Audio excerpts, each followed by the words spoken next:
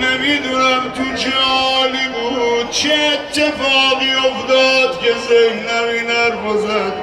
گفت داداش یادش به خیر زلف تو را شانه میزدم، یادش به خیر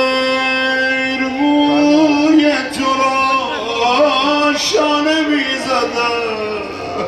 در دست شعر مانده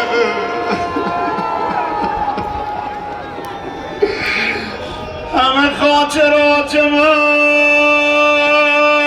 دستای خالی رو نشون خدا بدی، به نظر فرج صدا بزن یا حسین یا حسین.